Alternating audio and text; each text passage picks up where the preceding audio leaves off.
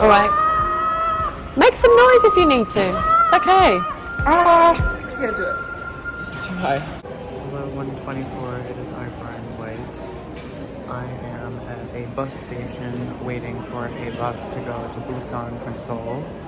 And I just wanted to pop in quickly to share an insight that I have, which is I now think I know what everyone's greatest fear is in any relationship, whether it's romantic or filial, and that is that doing something that someone has asked you to do is going to result in them either forgetting that you did it or not being grateful that you did it,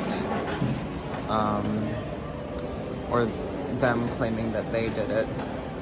But I think that the fundamental issue is that people fear doing something that someone has specifically asked them to do. And the reason why I'm thinking about this right now is because I think that anyone who is in an abusive relationship, who has kids, should definitely be letting their kids know what is going on. They shouldn't keep their kids in the dark. So if you are staying with a spouse because you have nowhere else to go, even if they're beating you, even if they're gaslighting you, even if their in-laws suck, you should tell your kids what's happening. You should not just tell them to shut up and mind their own business, which is what my parents always did. And I think the reason why parents are afraid to do this is because they're worried that child will be like, well, why don't you just go to the homeless shelter? Why don't you just go to the soup kitchen? Why don't you leave? Leave. It's so easy, just leave. And they're worried that if they actually do that, then the kid will be like, oh, I never actually told you to say that. Or I never actually told you to do that. Or, oh, why did you listen to my advice? This is so difficult. That the child isn't going to be grateful that you took their advice. The child is either going to forget that they said anything, or they're just going to be so traumatized by new hardship, compounded by the fact that parents just think that their children are all retards, which they're not. Children observe everything and they form their opinions, and if parents don't respect their kids, those kids will grow up to be extremely fucked up like I did.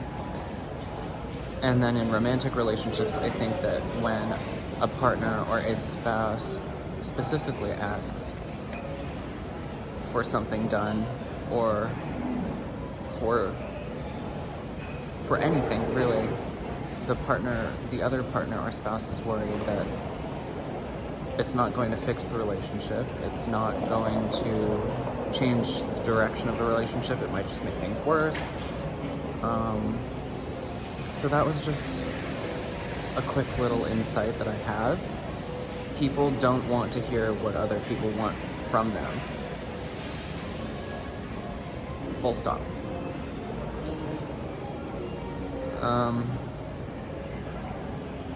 And that's why I think my mom stayed with my dad for so long, even though he was physically and verbally abusive. He told her that she was socially retarded and would not make it as a dentist because she didn't know how to work with people, even though she was essentially a valedictorian at BU Dental School.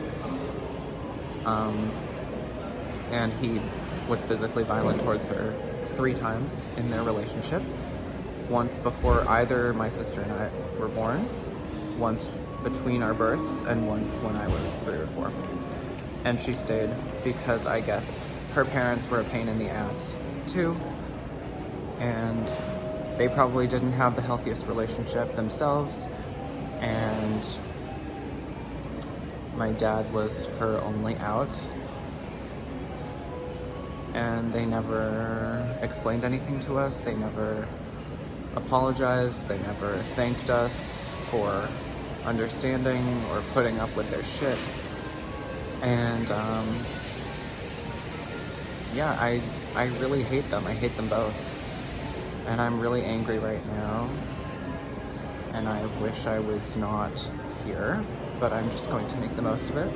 I told my mom that I would travel with her to Korea at least one more time before she dies.